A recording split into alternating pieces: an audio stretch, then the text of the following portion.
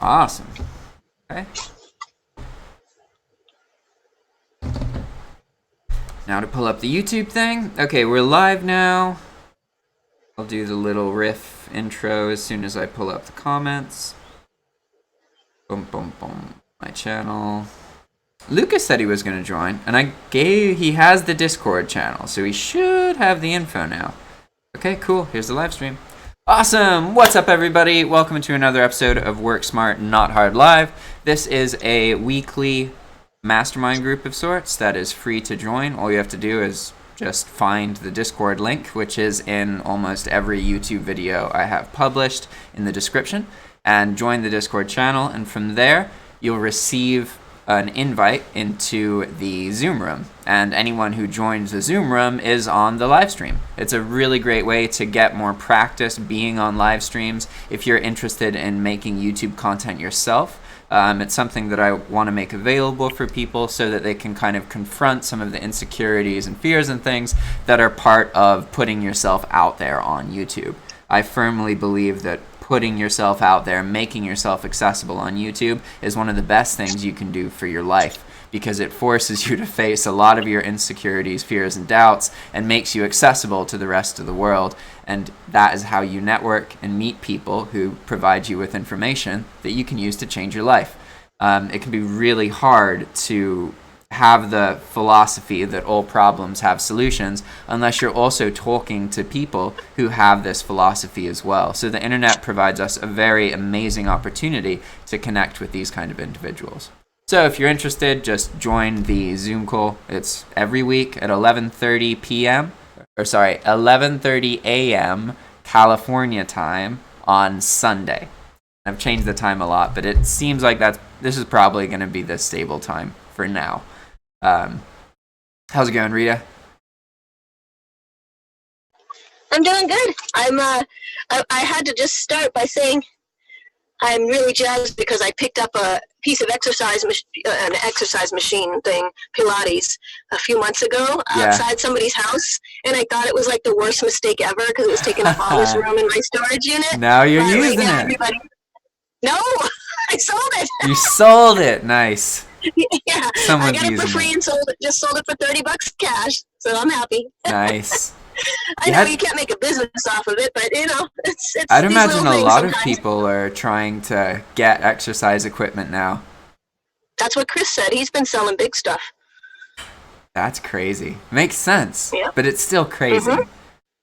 So this is what normal people do. I'm learning what normal people do by this whole, You remember we were talking about that a couple months back? Like, what do normal people do? I'm learning. They exercise. Sometimes they do crafts. Yeah, I mean, if you look on Instagram and stuff, people are trying all new things, and it's kind of neat. Yeah, I'm mostly overall excited about current times. I think it's very fascinating how much change has been forced upon so many people in the world. We're really being forced to take a look at everything in our life right now and make more of what we have at home, figure out how to get more exercise, figure out how to find more info, entertain ourselves, all these things. It's an interesting time for sure. It is. 1 second, I'm gonna look at the live chat. Hey, we got like 3 people watching. Awesome. And I'm gonna text Lucas.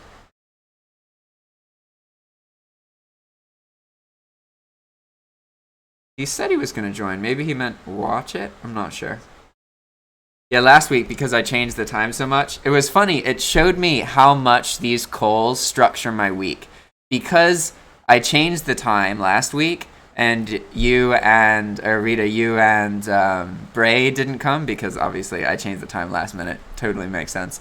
I didn't establish like weekly goals and these kind of things, and I just kind of wung it for an hour with Lucas, like talking about different things. We found some really cool trends on Google Trends about coronavirus. Yeah, that was really cool. I went back and watched it. I would have loved to have been on the call. I just already had plans, but yeah, you guys, that was pretty good. That was neat what you guys found out with the trends. It was interesting because I ended up focusing on like my priorities and goals and things over the week because I didn't have the regular format of this call. I didn't set a specific goal, right? So that made me not do that in that sense. But I did end up working on something because I joined Chris's call and then set a goal. But I see now that if I don't say it really helps, even if it's just one little thing a week. Like doing that every week for a year, you get a lot done. Like you really do, even if you're not working all the time. And I see now how the format of last week, it literally just that change of not having that call in the same way that it normally was on Sunday changed my Monday through Friday. And not in a bad way necessarily, but I definitely noticed that I wasn't thinking about like, oh, what do I need to do this week? What's my specific thing? So that was quite interesting. Yeah, it's something about having clear intentions. Yeah. I think. Yeah, absolutely. So I want to share something with you guys. 1 second. If you watch the YouTube channel, then you saw that around a month ago I made this sheet where it shares it helps me track these things that lead to me being a happier, more productive person. Basically, I've identified certain things that if I do, I feel better and I end up working more and being more efficient, getting more done, being more present, all the good things in life, right? Being more focused, etc. So now that I'm aware of these things, and I'm also aware that I'm not doing them all the time, I'm trying to log them because this really helps me understand kind of my habits, and I can look back over the month and see the patterns. Because ultimately, you may think that you know yourself and know your habits, but if you're not logging or journaling or documenting, then you just know through the filter of how you feel now and how you felt in the past week or two. And this incredibly clouds what reality actually is. Like most people think they don't get sick that much, but if you actually log how much you get sick, people often actually get sick more than they realize they do. These kind of things like colds, that kind of stuff, right? But you have to log it. Always, you have to log stuff. And I'm really starting to understand that. So I updated that document. So now it has more things. Let me find, where is, I need to open a Chrome browser here. Okay, now, oh yeah, this share screen just shares it with the Zoom people. That's okay. We're going to do that. What? Where is it? Click again. There it is. Okay, so now I have a update to the document. So before there were 5 rules that I was following, but now I added 3 more. Actually 4 more because I removed one of them. One of the rules was to not ever hit cigarettes anymore. And I'm pretty confident I didn't have any problem. Once I told myself, hey, like I really told myself, you don't feel better after you do this. It doesn't help. You don't get anything positive. It actually gives you headaches. You feel worse. Once I really told myself, okay, I'm stopping now, it was really easy to be able to. And what I found is that I still like have the urge to share experiences with my friends, because a lot of my friends here smoke. Like when I see them smoking a cigarette or something, I want to talk to them or like hit the cigarette and hang out with them. But I now understand that I don't need the cigarette to have that experience. If I really want to spend time with them and share something with them, I can just talk to them while they're smoking a cigarette. I don't need to participate in that part. And it's really like having this tracking has really helped me clearly define the things that I'm doing that are holding me back. Because before I kind of knew what they were, but I wasn't being diligent enough to actually stop them. And I was kind of aware of that and a little bit frustrated at myself for doing these things that make me feel frustrated and make me feel sick or make my hurt my body or harm me in the future, right? But it's really, really helped tracking this. And I've been tracking everything since March 17th. So it's been like 40 days almost. And you can see in the beginning, if it was orange, that means that I did it. If it's not filled in, that means I didn't do it. So you can see which rules I broke more often. For example, this rule, I broke once on that day, a second time here, and that was it. So I only broke that one twice. I only broke this one once. The third rule, I broke a lot. And the third rule, I think, was waking up, because these rules are now only relevant in the 8 section. So here, I changed the order of these. So rule number 2 in April 9th isn't no coffee or tea without food first, right? But so now I do these 8 things, and the 8 things that I track are the Google automatic alarm schedule. So this is a series of routines set up using a Google Assistant. So if I say like, okay, Google, what's the weather today?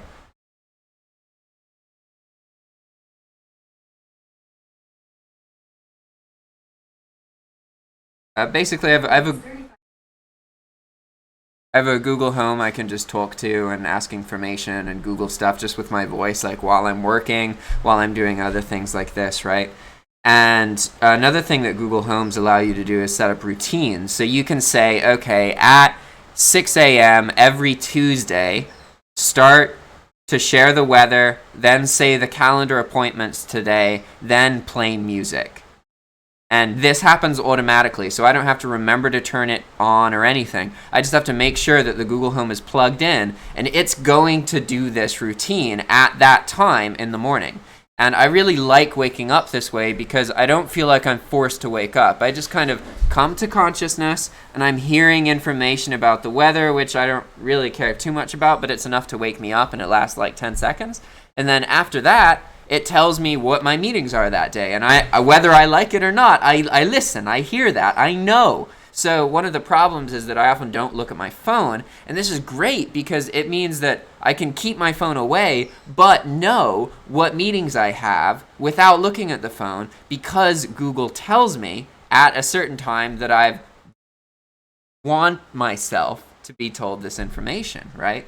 So it's a really, really interesting way to wake up. And I've actually, when I go to bed, I look forward to the days that have these routines set up, because I don't feel it is easier for me to exist on these days because I don't have to pick anything. I don't have to remember anything. I don't have to figure out what time to set an alarm. I have to take the trash out at a certain time so that the trash truck takes it, but the dogs in the street don't get it, so I can't put it out too early, and it has to be at a certain time.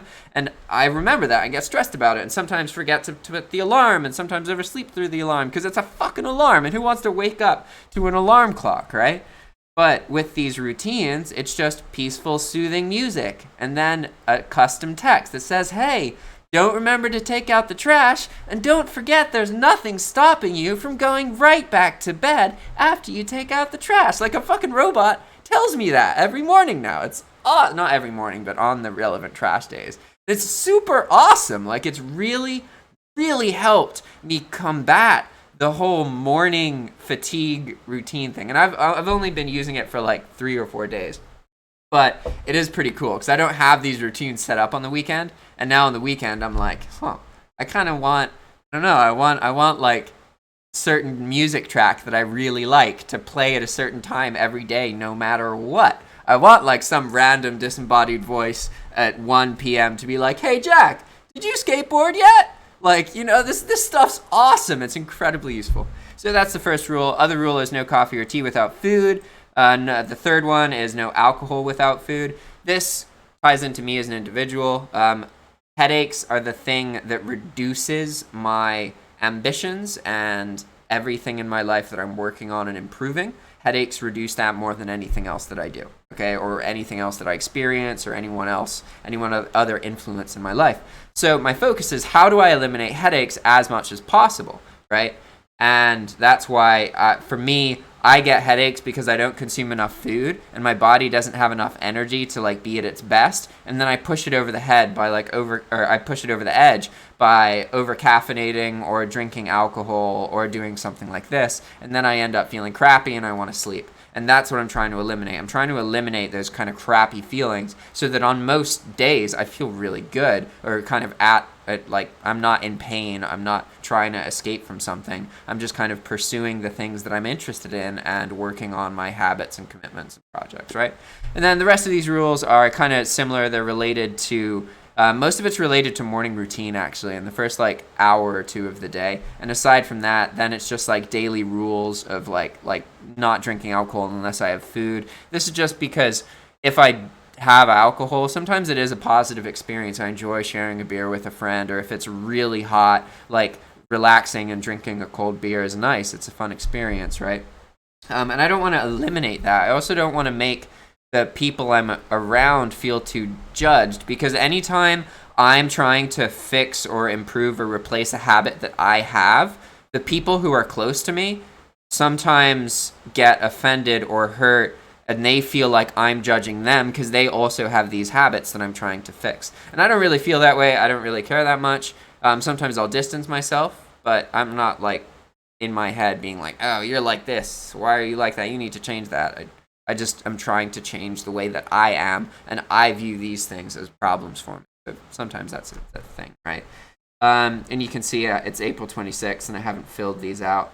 So usually you don't want to go too long without filling them out. You want to go like maybe 2 or 3 days. So basically I should fill these out today. And sometimes like this day, April 24th, it's not that I broke all these rules. It's that I couldn't know if I was going to finish these, because when I looked at this document, it was only halfway through the day.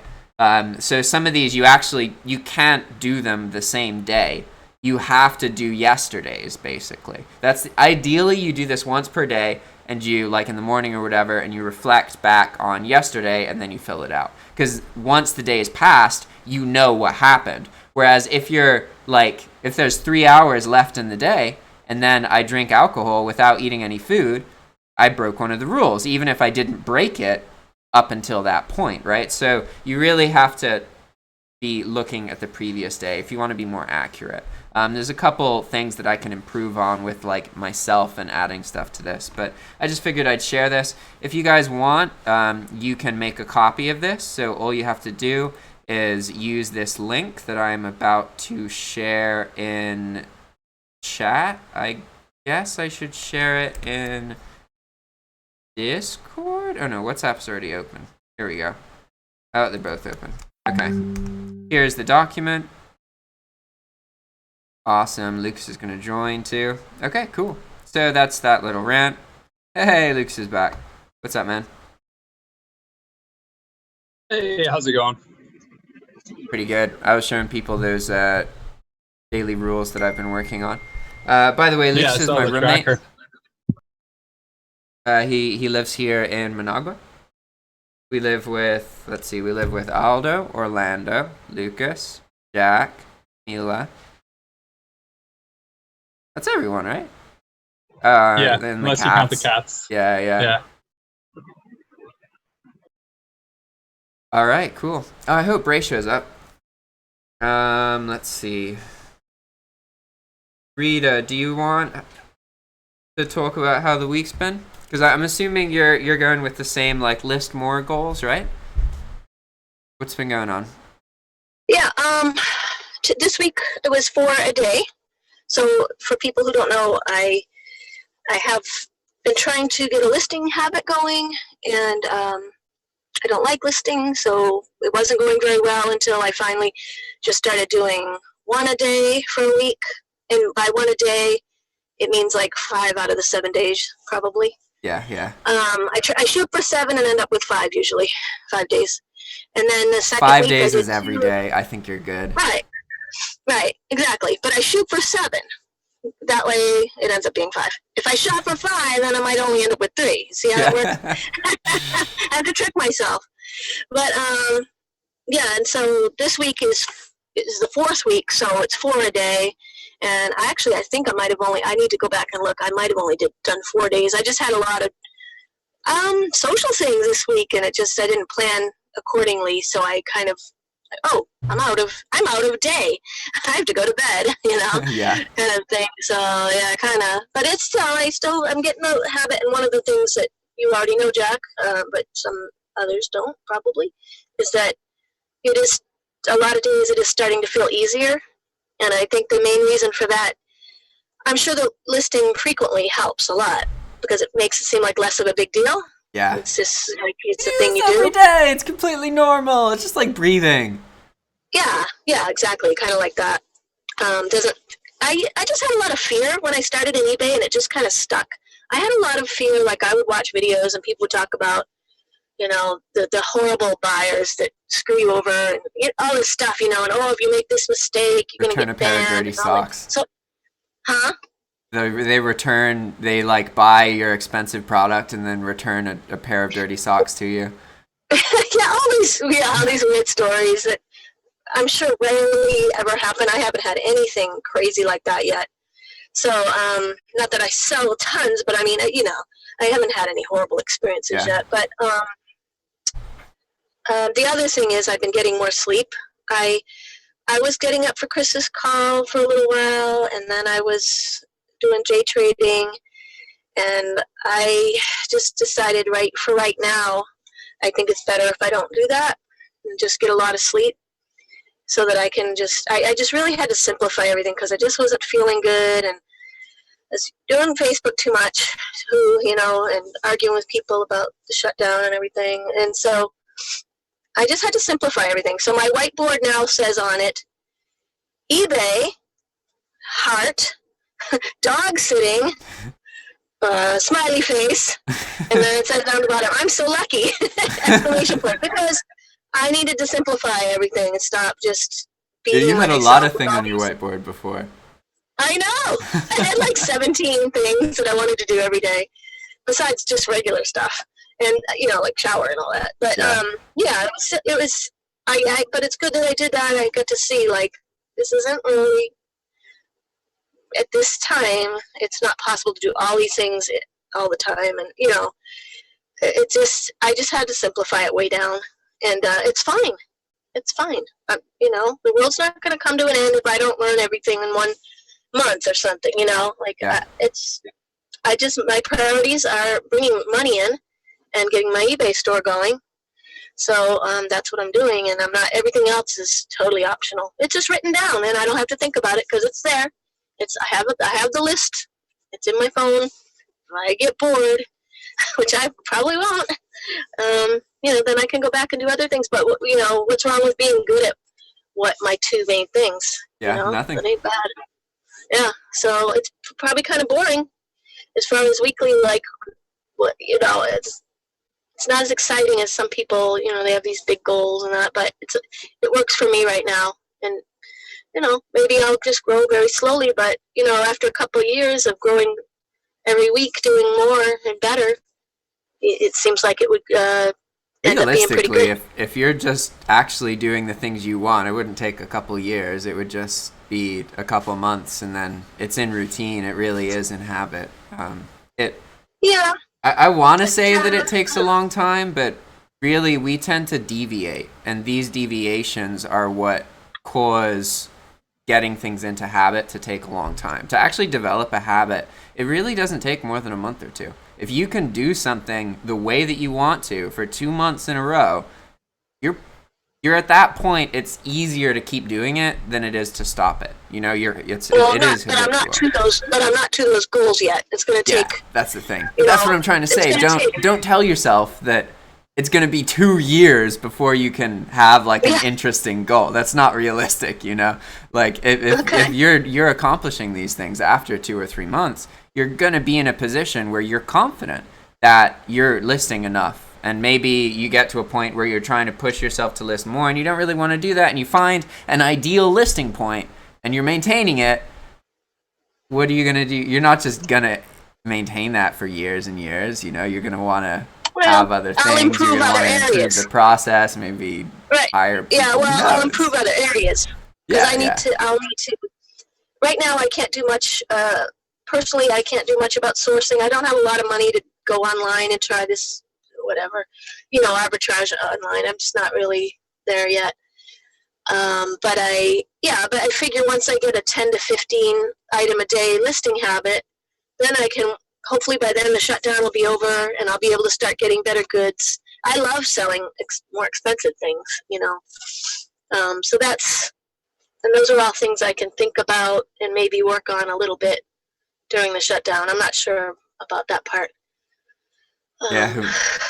It's impossible to plan for. I want to say that I can confidently agree that by the time you're doing that, the shutdown's going to be over, but definitely don't feel that way. This could be something that we're dealing with for years. Who knows? Maybe not this intensely, but I don't see this going away, especially because there's so many different countries who have, like, we just put everything on pause. Once we start reactivating stuff, like, we're gonna make mistakes. There's whole countries who are gonna have huge outbreaks again. Like, this is our life. It's not gonna suddenly just go away, but you know, it won't be as intense as it is now in the future. Let's hope, right? Yeah, and I've even considered, you know, I live in California. If things are better in Arizona, I may just, my daughter lives in Arizona. Maybe I'll just see if she'll take me in for a little while so I can at least go sourcing. You know, they have Goodwills and stuff there. Yeah. That might be open. I just, these are just, you know, you just think of different scenarios that, you know, try to make a plan B, plan C kind of thing, you know. So that's what I'm looking at. I should have gone to Nicaragua. I should have just taken my money and gone to Nicaragua, but I would have only lasted a few months and then I would have had no money left. It's the only problem. Yeah, and right now the things that you're trying to work on aren't, like, you can't resell on eBay physically here. You can do things that are similar, but it's very different because you're importing goods a lot of the time, and there's not as many people trying. Yeah, it's very different. And I don't think I'm going to be getting paid to walk the street dogs either. As far as dog walking, I don't think they have. That's not really a thing there, is it? Well, yeah, I'm not allowed to work there. Yeah, some people would pay you to walk their dogs, but these people, like, labor here is really cheap. Like, a lot of people have, if you're a person who's wealthier, you probably have somebody living close to you or with you who, like, does tasks around the house and that kind of thing. That's like way more common here. Like, live-in nannies, that kind of thing. Yeah, that happens here too a little bit. You know, if you've got a housekeeper. Yeah. Housekeeper will take the dog out. It would be awesome to have, like, bigger property and have, like, a gardener who frickin' lives there, like, and at, like, certain points. Maybe not every day, but they have, like, a little quarter and stuff. And like O.J. Simpson had that guy living out in a little house behind his house or something. I mean, I know that happens a lot, actually. Yeah. I mean, I don't know anybody personally, but I'm pretty, you know, aware of that. People have little concept of a nanny suite. Yeah, exactly. So, so that's me. I'm just plugging along here.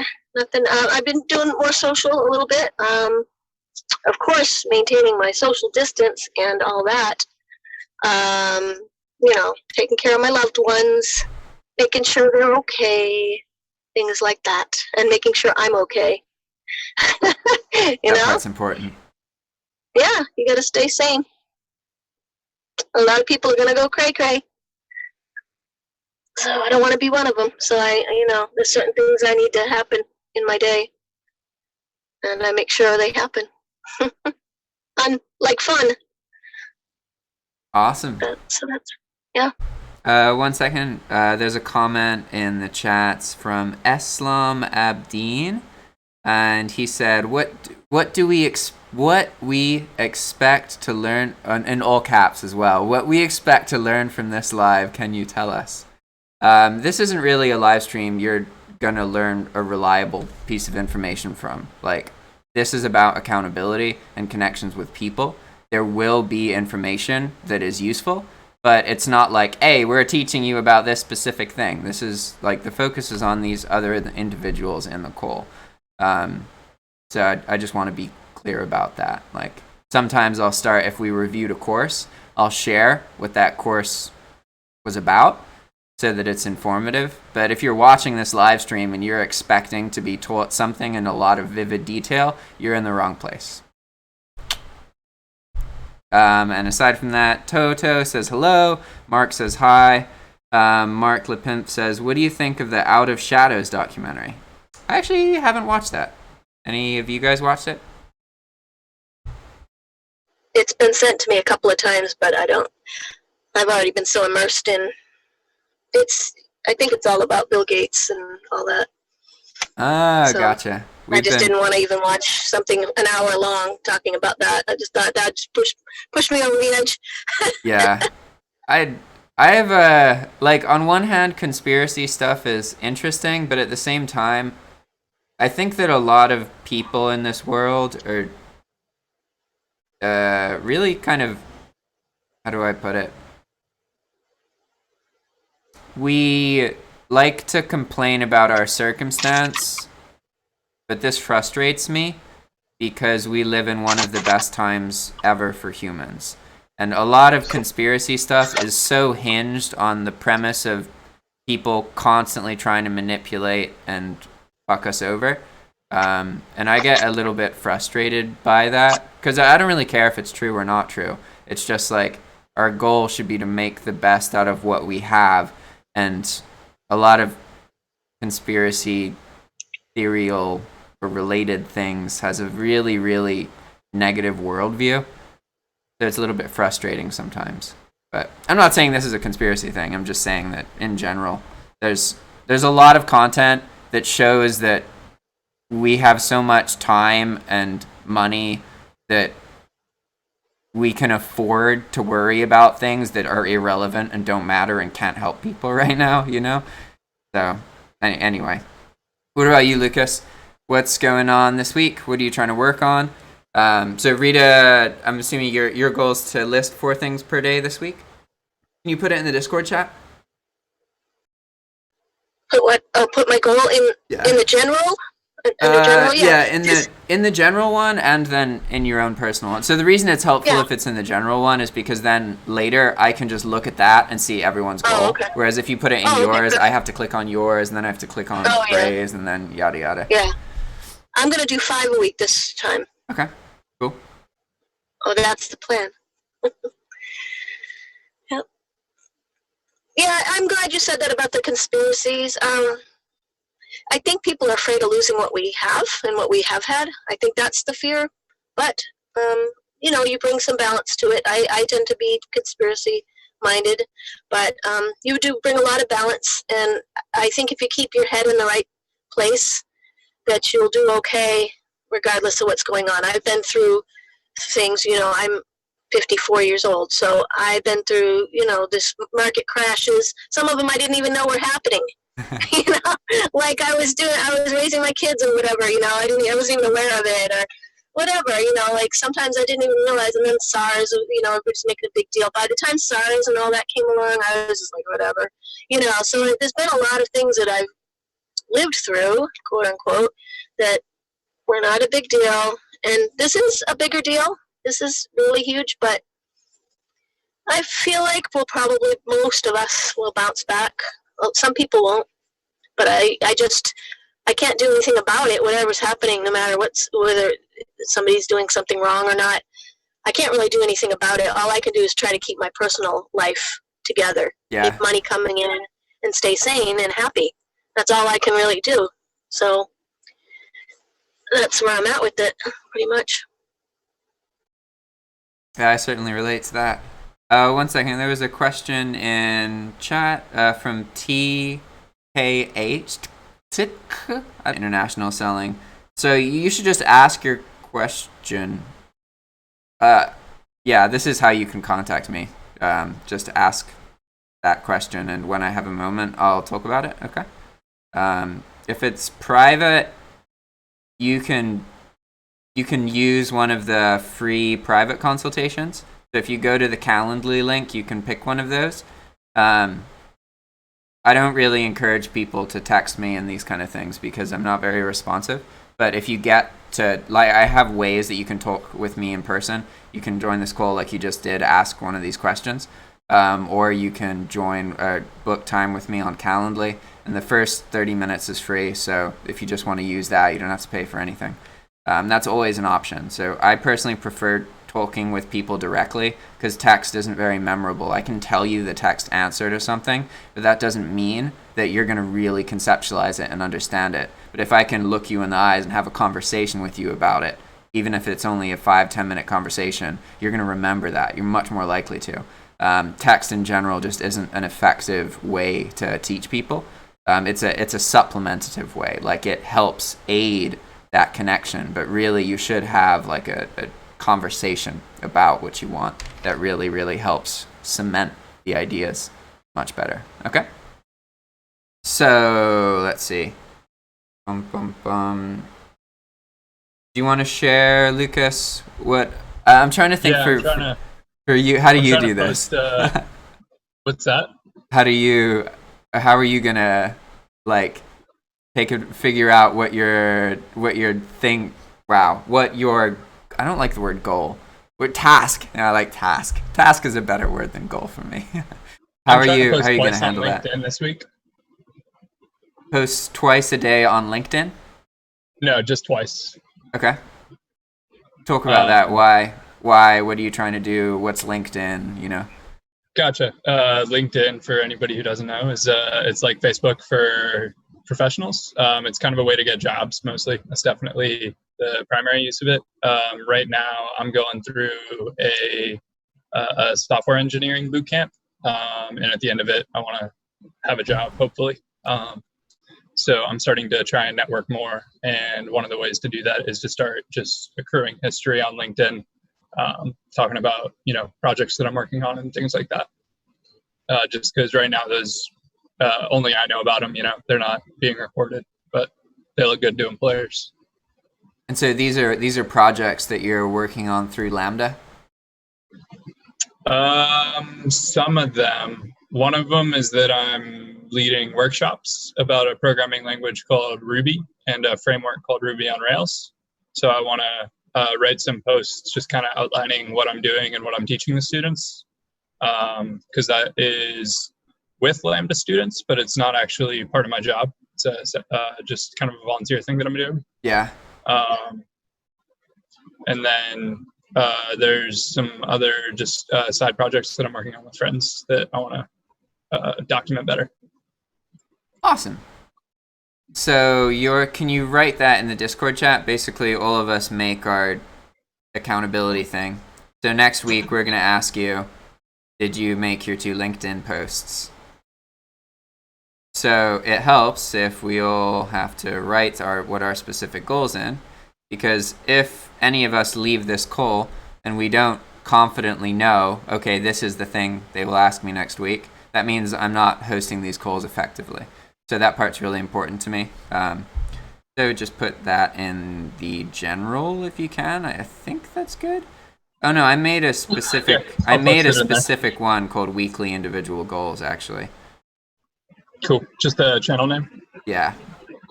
Okay. And it's one thing that's tricky, and I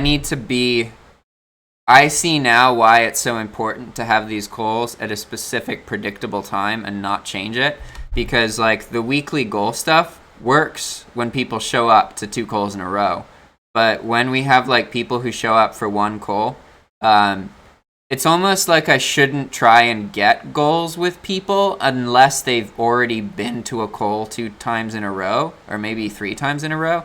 Because what I think happens is that people join, and when I make them state a goal in the very first call that they join, if they don't do it, they feel energy and emotions that might lead them to not join the next call, right? Even if they would normally be able to.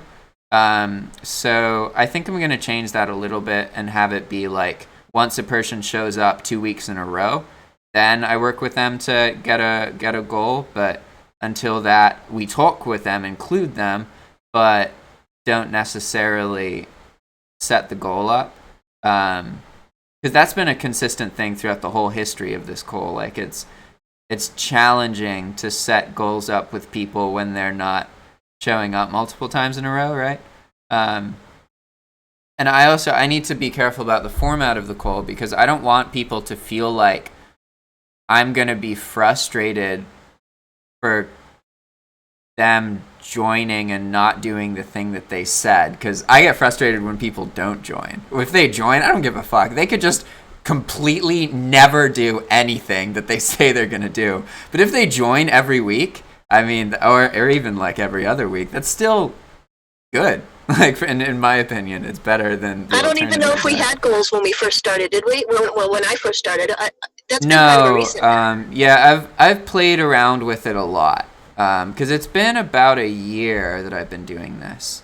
There usually was some kind of task, because I was really inspired by, because Chris has a question like, "What have you been up to this? What are you working on this week?" and that kind of thing, and then a person has their moment, and I really liked that kind of moment to know that, okay, I talked about the things that I was going to do, and I'm going to get a chance to talk about what I've been doing, so what am I going to say? Like, that headspace, I really, really, really love it. You got to figure out other ways to cultivate that, basically. So, if you guys could help me, I have to figure out what I'm going to keep doing this daily thing no matter what. This isn't really like related to my work. It's something that makes my work be much better because I enjoy my work and I'm happier and I want to work more. But that's not like me doing these things every day isn't going to result in me earning more money directly, right? So I want to continue developing the Spanish content website.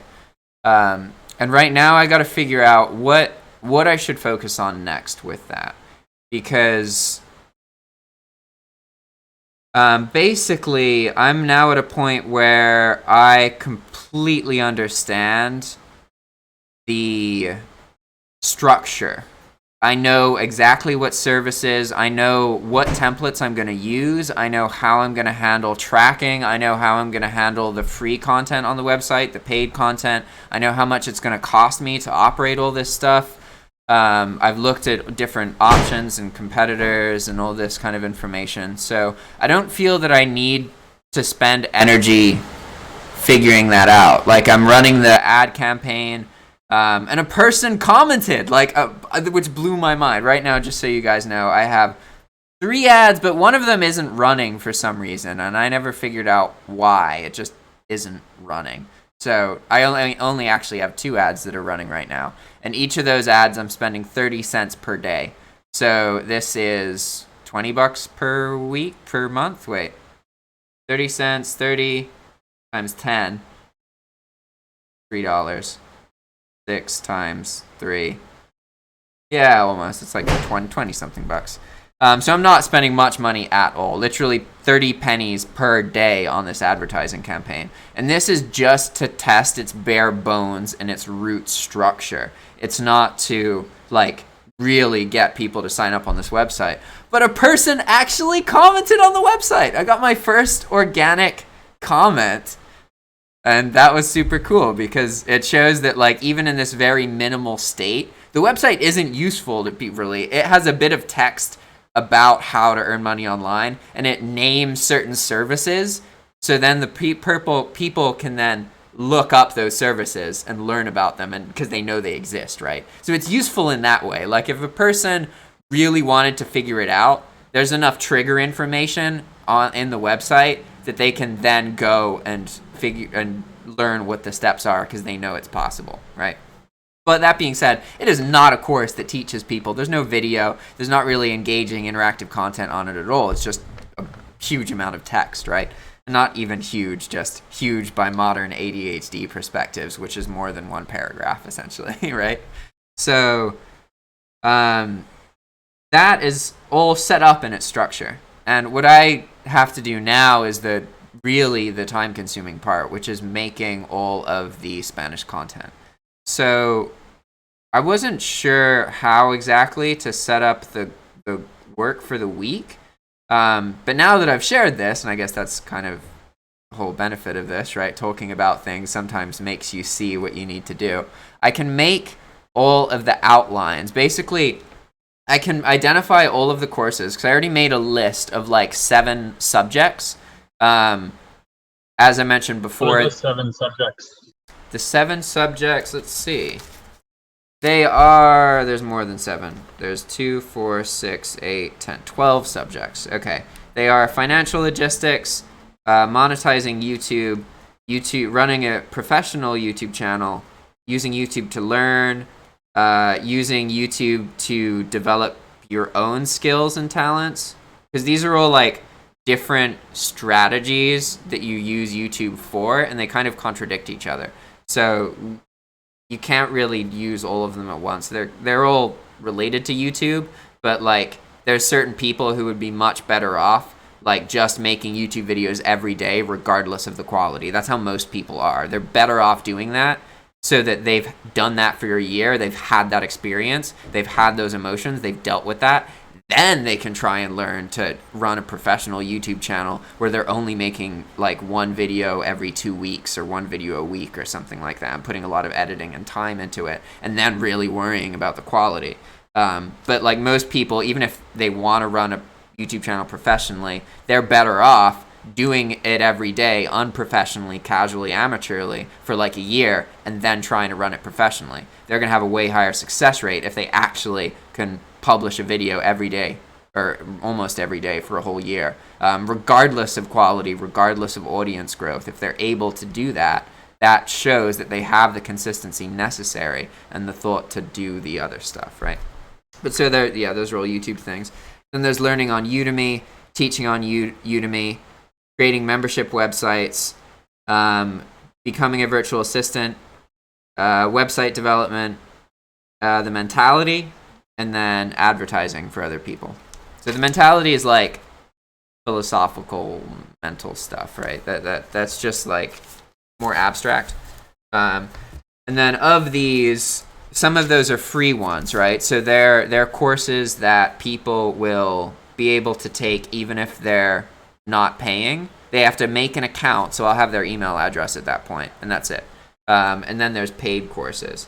And so the 4 free ones are the financial logistics, how to use YouTube to learn and study from it, how to become a virtual assistant, and the mentality. And then all the other ones are paid courses. And there's going to be more to it, but I think that's enough where like once these courses exist, I can start having it be chargeable. Because I want to get it to that point. That's like, this is like, the website's in like phase 1 right now where it's just complete MVP.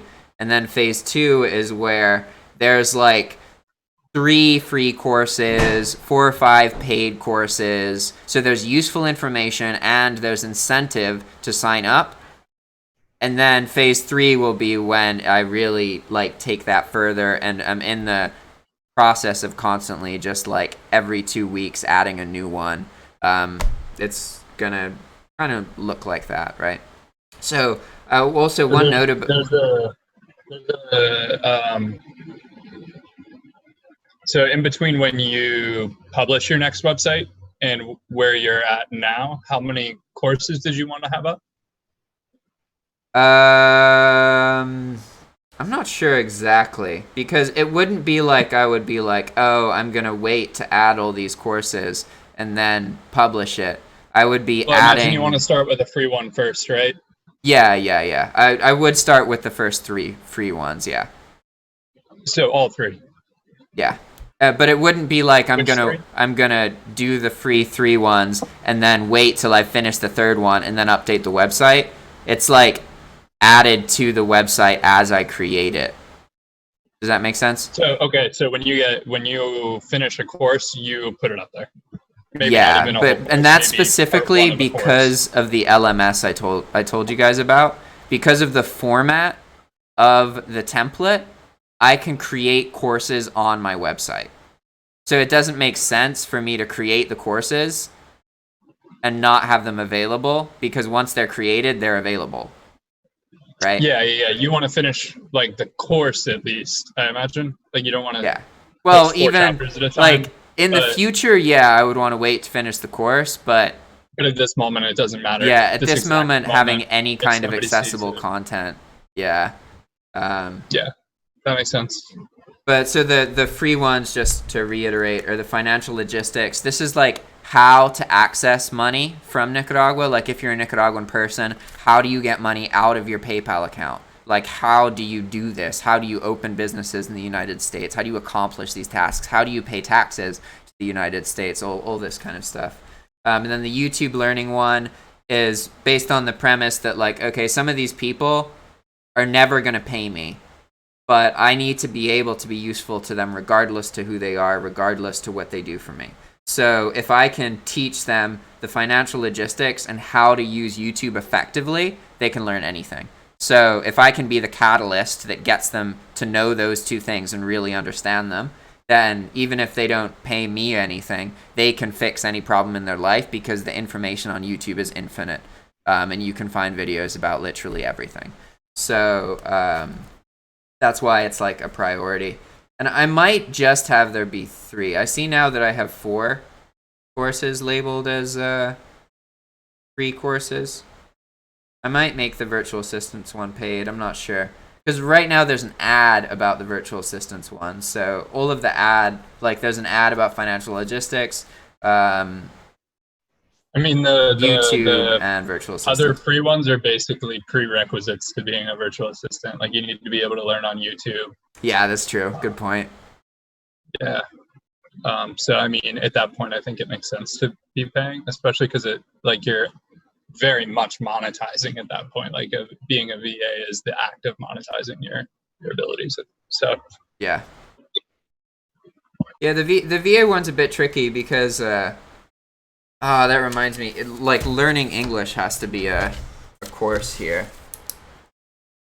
I don't have to teach people English, but what do you want to provide in that? Basically just a mechanism. So the idea is it's like there's 2 parts to it because I don't want to teach any kind of, I'm not in a position to teach people like the grammatical part of English, but I can teach the habits and structures that can get them English speaking experience, right?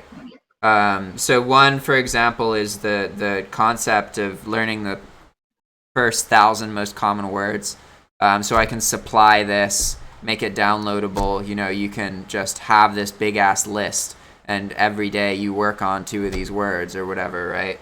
Then the other thing is the concept of you make a list of 100 experiences that you've had already in your life. So like you watched Mulan in Spanish or whatever, you watched some movie in Spanish, read some book in Spanish, etc., etc. People don't read books as much here, so that's not as common, but movies and TV shows definitely very common. Also listening to music, hearing songs, singing them. So basically you make a list. This is from the perspective of a Spanish speaker, right? You make a list of 100 experiences that you had, that you remember, that you have an emotional connection to, and then you slowly, like 1 per week or 1 per day, whatever, you revisit these experiences that you know that you have connection with, but in the English language instead of in Spanish. And because you already know the plot of the movie or you already know the words of the song, songs are a bit more tricky because they're often actually played in English. Like you don't necessarily...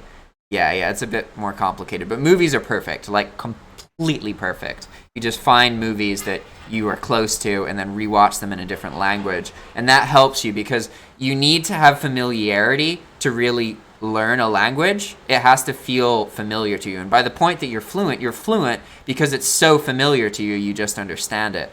And so anything that you can do to increase that familiarity is going to help you learn faster. Whereas if you're just watching a brand new movie in a foreign language, you're going to learn, you're going to be exposed a little bit to how the language sounds, but because you don't have all those reference points of understanding the plot and knowing what the characters are actually saying beforehand, you're not going to learn as much as you are if you watch a movie that you know really well in a different language, in the language you're trying to learn, right? What else? Do you think there's anything else I could... Like, okay, also, all of these, they're like micro courses. They're not going to be like 3-4 hour courses. Each one is going to be between like 10 and 30 minutes, most likely. Okay. Maybe, I'd imagine some are going to be much longer, but I'm not trying to have... On Udemy, I'm incentivized to have long content because I'm paid more for long content. That isn't true on my own website.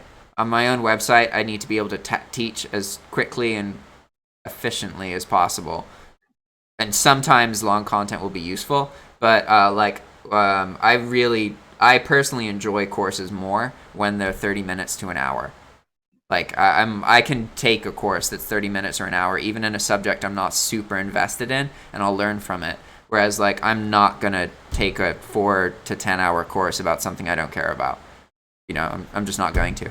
So I'm thinking about that, but Yeah, engagement will definitely be higher with like shorter video content. yeah. So Definitely just like providing links and like there are like making sure people know how to Google Translate and stuff like that. I've run oh into yeah, that's another part. just like so many Google things where it's Translate. just like sharing a link with somebody can be like the biggest help you could have given them, just because they didn't know about it. You know? Yeah, they didn't know it existed. They didn't know it was feasible, possible. Yeah, totally. Yeah, exactly. There's nothing that instantly translates Spanish into English. So. It's funny, like, I take Google Translate for granted because I use it a lot in conversations. There's like, the Google Translate for English to Spanish and vice versa is amazing compared to like, when I try and do the same things in Arabic, it is hard. Like I'll be trying to say something like, "Hey, I have this call. I hope you join. It'll be exciting, right?" And then when I translate it and do the reverse translate check thing, it'll be like, "The glory of the sun shines upon your bosom." Like I'm like, that has nothing to do with what I was saying at all. Like it's really hard for me to use Google Translate for Arabic content. But with Spanish, it's like really on point, and it may sound a little bit weird, but people understand me. Like they get it. You know, there's like videos I've made that are in Spanish where I'm just reading directly from a translation off Google, and people are like, that doesn't, it's not like completely right, or I'm too formal or something, but they understand what I'm saying. And that's all I actually really care about, you know? Like, I don't need people to feel like I'm completely fluent. I actually don't really want that because I basically can't talk to the people that I'm teaching. You know? So that's a weird situation to be in, right? I mean, I can talk to them, I can listen to them, but I'm definitely not going to be able to effectively teach them these subjects in Spanish.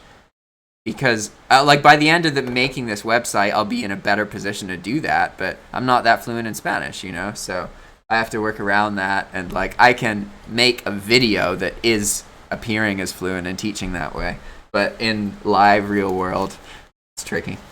So I think what my task should be is to outline all of these different courses. Because I can identify, once I outline it, then I know exactly what video I need to make. And basically, I need to have a feed of all of the videos I need to make in Spanish. And then I just look at the feed and I'm like, okay, make a video talking about that concept, show these images, and then, okay, translate it to Spanish. And I know that once I'm doing that, I'll want to keep doing it. Just keep going and not use creative energy, not think of what parts the course needs, just keep going down the list. So I need a list of all the concepts I need to videoize, and in order to have that list, I need to make the outlines for all of these courses that I want to add to the website. So if by next Sunday I've finished the outlines for all of the courses in this list, and I'll probably add more things in this list because I can just choose to not add it later. It's better for now if I'm having too many courses and too much information, because then I can just like trim it later on. I'm not really worried about that. I'm not going to be like, oh, I need to do 10 of these or whatever. I need to make outlines for every single course that I feel should be on the website at the moment. And an outline is literally just a list of concepts for the course. That's it. No actual video, no recording. So to make an outline doesn't actually take that long. Like I could make, like for example, the first part of monetizing YouTube is like knowing that you can earn money without AdSense, right? That's a concept. Then there's a concept of how to use AdSense. Then there's a concept of how to use Patreon, like all these kind of things, right? So that'd be good.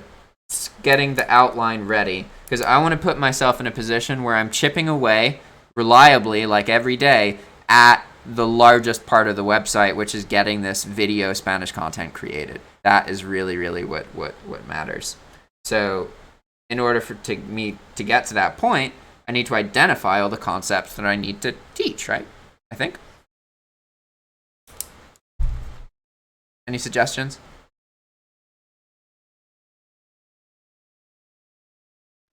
That makes sense to me. 1 second. I'm gonna write it. Hey, Bray said he'll be here next week. Nice.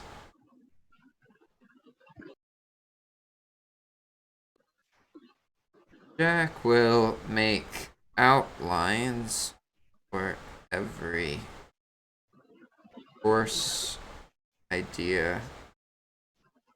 The Spanish content website. Nice. What are you trying to put in the web development one?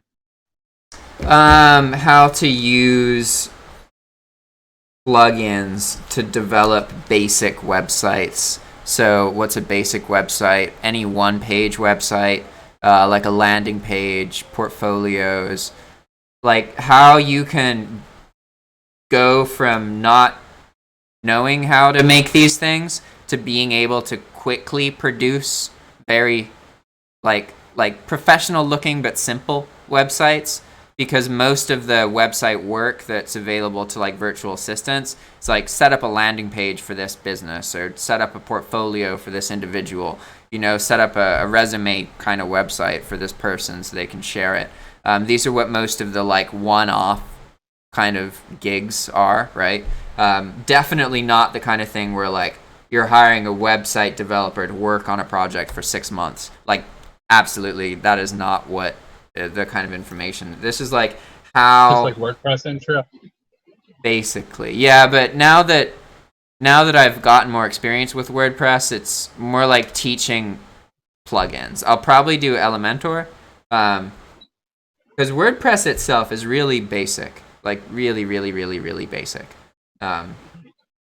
The plugins, however, completely like changed everything that you can do. But yeah, it would be like how to use WordPress. I don't even know if I do that though.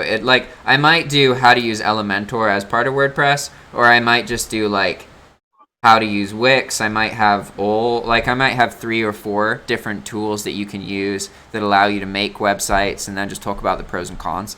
Like what are the pros and cons of using Wix versus Squarespace versus WordPress, etc. Yeah, makes sense. But yeah, it's kind of like almost a sub branch of virtual assistants, because virtual assistants, the concept is all about using the internet to teach yourself skills and then charging other people money for those things. And that's exactly what this would be with the website developing thing. But yeah, it's a little bit different because VA jobs are usually more repeating, right? Whereas like developing a website for somebody, you would still work with the same pools, like you would get your work from something like Fiverr or like a website like this, regardless to which one you're doing. But with the website, the basic website it's more like development freelance.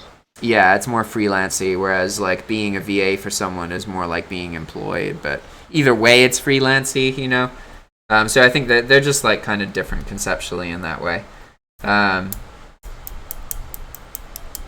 Yeah. And then there's plenty more things I can add to that as well. But for now, this is good. I also want to make a chart. I really like visual things. You see how there's this like weird eye thing? If I'm like at another part of the room and I look at certain charts or designs or graphs, it makes me feel emotional. Like I get this connection to it. So if I just have a list, I don't really care too much about it. But like this is really abstract, by the way. It's just like a circle, right? With like to you guys, it doesn't. It just looks like a thing. But all these are different branches of like income streams. So like this one is Spanish content website, YouTube. It's got sub branches. It helps me like conceptualize like my life and where I earn money from and the weaknesses and the parts that have liabilities that I need to address, how to set things up so that if one branch fails, it doesn't affect me. You know what I mean? I'm trying to like, I know that I have this thing in my head. I know if I make a big graph that's kind of circular and like me is at the center of this basically, and then all of the components are like, this is the YouTube branch, this is the course creation branch, this is the consulting branch, this is the website branch. Like, I want to be able to better understand all the things that I want to do, like the video game development, for example. That's not something I talk about a whole lot, but it's something that I work on every day, whether I like physically realize that or not. I'm playing video games and having experiences and constantly thinking, ooh, I love that part. I remember this. I want to do something like that. How would I do something about that? Well, I might do this, but what if this happened? Like, I'm constantly thinking that way. So the video game part of me is very much alive and progressing. And so I've also noticed that I want to make more YouTube videos about World of Warcraft. But I don't want that to distract me from the Spanish content website. But I don't want to burn myself out on the Spanish content website, because I know that I'll do better work if I'm like working and making a burst and then moving on and not thinking about it for a week, taking a break and working on something else. But I think I'll be able to accomplish that by just not setting intense goals for the Spanish content website. Like, this outlining goal is something that I could do in between 1 and 3 hours of work. So if I finish that for my week, like say I finish that by Thursday or something, I could make a YouTube video about WoW. It's not getting in the way of the Spanish content website, right? But if I make that YouTube video now and I haven't done the Spanish content website stuff, I don't think that that's really, really good.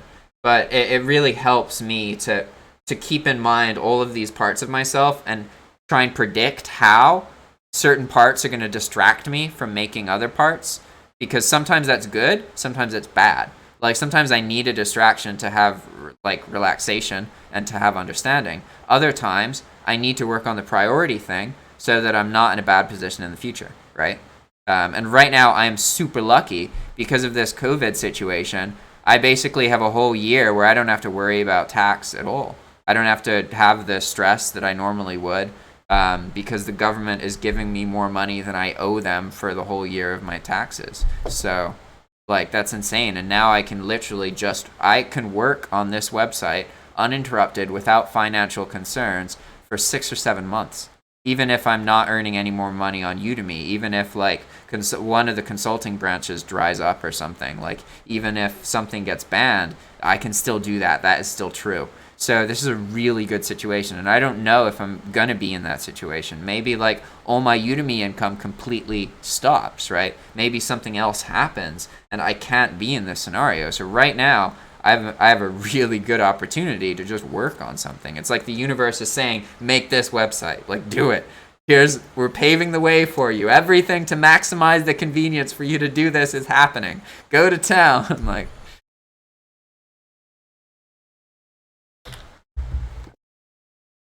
one second.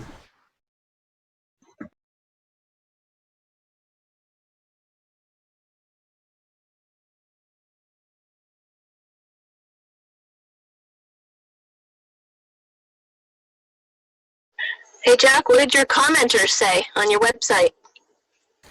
They said it was really helpful information. Oh, good. That's awesome.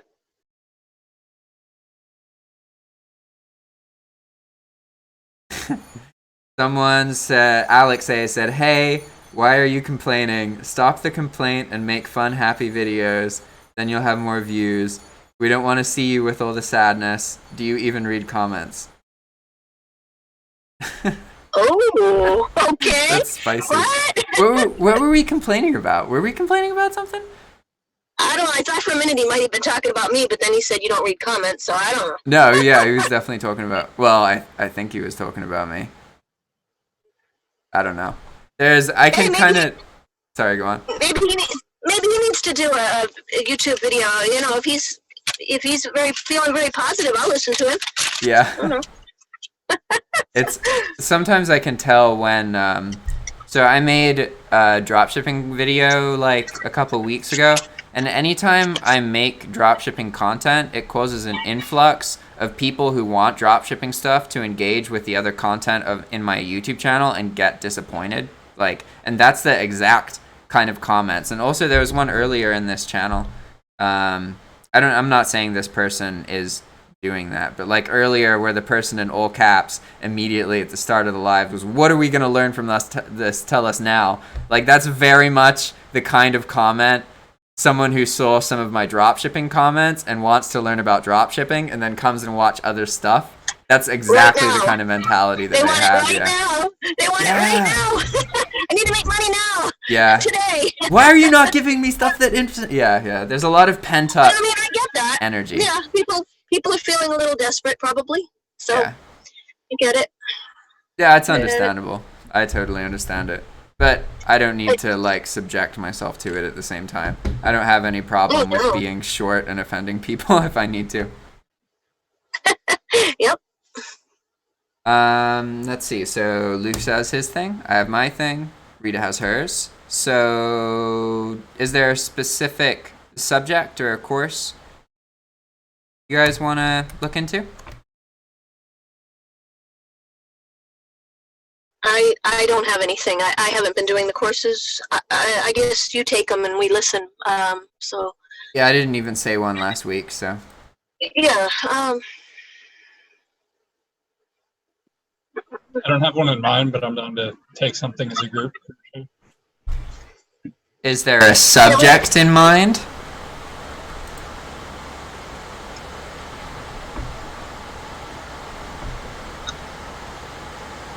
Well, anything to do with your website development or whatever you call it. I find that all good. What about Google or Alexa home routines? Great. Google or Alexa what? Some kind of course about making Google skills. Yeah. Let's see what courses are available about Google.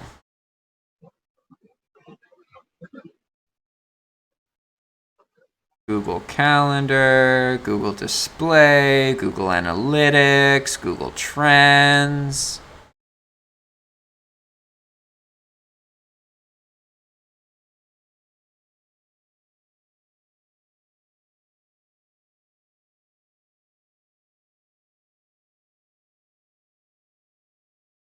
Google Map JavaScript API. That's specific. How much is that course?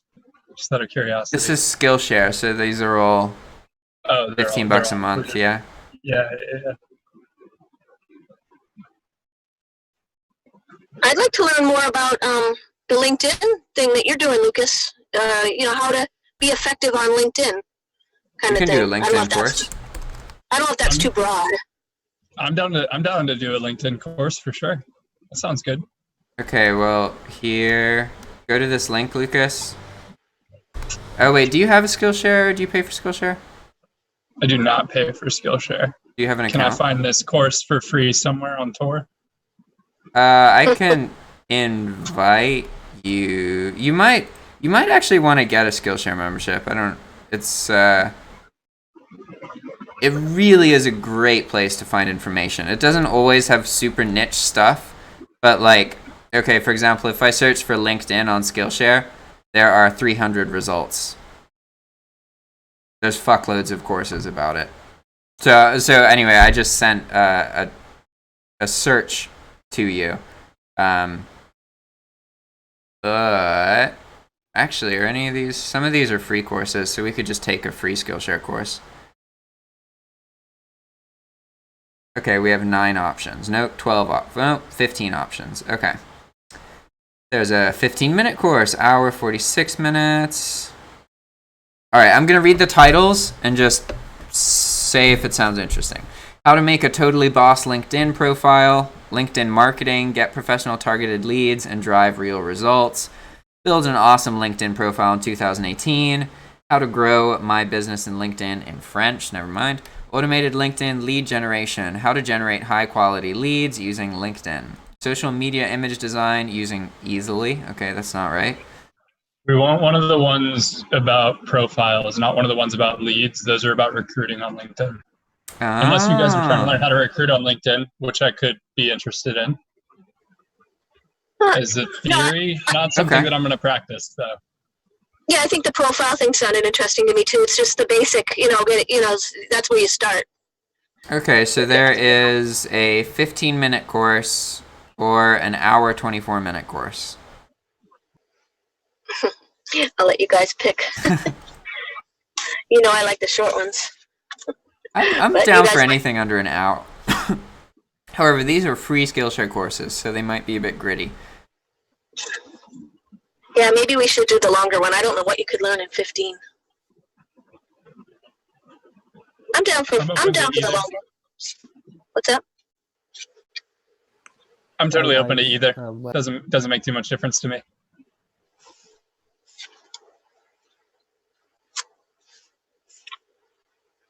All right, cool.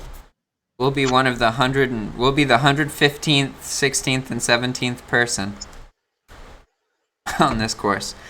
All right, I'm gonna go with the long one, and I'm gonna share it in.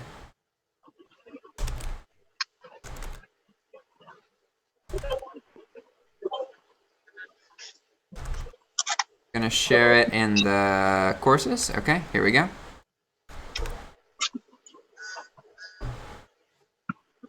Nice. All right then. Anything anyone wants to talk about? Anybody who's currently here in the watching, you're welcome to ask anything.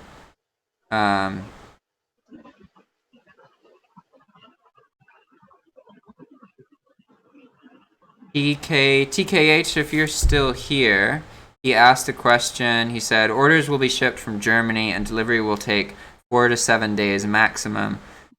Customers will be happy with the product and delivery, but I'm worried about eBay getting angry for false item location.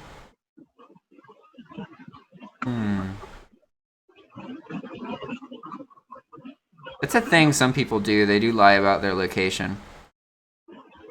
And eBay does have a system to identify when people are doing that, but it's usually like within the US based on zip code. I don't know how effective it is at like knowing that, oh, these products are saying that they're going to take 10 days from the UK, but they're actually taking 6 days and coming from Germany or something like that. I'm not sure. I can't answer that question really well. Ace Man says, are you guys locked down here? Curious how bad the mess is. You want to answer that, Lucas? There is no government lockdown. There is a pretty widespread voluntary quarantine. So a lot of businesses are shut down or, working in more limited capacity. There's actually been a huge uptick in delivery apps. That wasn't much of a thing here before, but they've grown a lot in size. So short answer is there is no mandatory lockdown. No businesses are required to be shut down, but there's a pretty widespread voluntary quarantine. Yeah. Yeah. Just like he said. We got like chlorine and bleach and stuff, and we spray things when we bring them in the house, keep the shoes outside, wear masks. Not all the time, but it's a thing. Like, there's lifestyle changes. Here, like, a lot of the businesses, like, people wear face shields, that kind of thing. You can kind of tell. It depends on the kind of business, though, because say it's like someone who's just working in the street.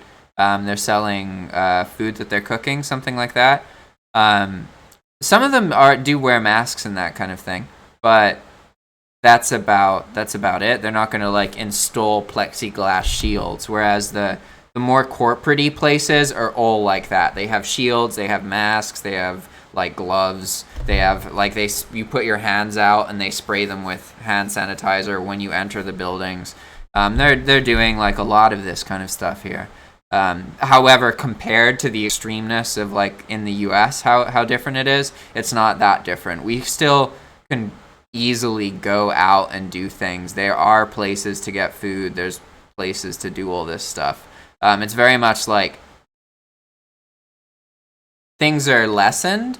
There's less activity, but it's not blocked. It's like the whole country's running at like 60%. Yeah, definitely. We can get all the food we need and everything right now. All the grocery stores are open. Walmart, and I live in Southern California, for people who don't know. And we can go to Walmart if we want, or Target, because they have food. I think that's why they've been allowed to stay open, places like that. And then a lot of the small mom and pop businesses are doing takeout, so you can go inside. Some places require a mask, some don't, and you can order food and pick it up, or you know, do it over the phone, or there are the apps and everything too. So my lifestyle's not too much different. I've always had kind of a staid lifestyle. I don't go to concerts and this, you know, all these other things. So for me, it's not really different, other than seeing people in masks everywhere, which is really freaky. But you said some places they were making you wear masks, or like yes. you had to wear a mask. Yeah, it's like a shirt. Service. You have to wear one to Gotcha. yeah. Yeah, but not everywhere. But not everywhere. And so, but one city tried. You had to wear a mask everywhere, but it's where I do my dog walking, actually, even outside. And but nobody's doing it. So I don't know. It must be an American thing. We're a little bit suspicious of authorities or something. But It's a human thing. yeah, and it's just being outside. I personally don't think it's a huge risk. I'm always socially distant. I don't ever come up on people, so I just don't really feel like I need a mask outside. And with my allergies, it's hard to breathe with one of those. I can't breathe through my nose already, so I just it's diminished capacity to breathe with one of those on. Like, does a person who can breathe very clearly and easily, are they more likely to get infected if they walk through some droplets versus someone who just can't inhale that much air in the first place? I don't know. No idea. Is all that stuff in my nose actually a good filter? Yeah. Is that basically what you're saying? Well, no, not so much a filter as it is like okay, imagine that water is if you're a vacuum cleaner, contaminated. You're only on half power. Yeah, exactly. Like you can't. Actually the purpose. But that is actually the purpose of mucus. Is what I learned in school. It's kind of a it does stop some of hairs. Yeah, so that Cilia. there could be something to that. But I know Chris Lynn, the eBay guy, he said that his allergies were better wearing a mask because not all the pollen's getting in. So that's why I was like, okay, I'm gonna try this. But it really, for me, it wasn't good. So everybody's different. Yeah, I have allergies as well. They're not like debilitating, but they're very constant, pretty much no matter what. I only noticed them spike up in certain cases. Like yesterday, I stuffed a cat into my face, and then for like 2 hours, I was like, my face felt all weird. Like, yeah. Yeah, no cats in the face for me. No cats, no flowers in the face either. But I love them. I still do it once in a while. But well, you guys stay safe this week. We'll see you next week. All right, everybody. Thanks for watching. See you next time. Ciao. Take care. Bye-bye. There's OBS.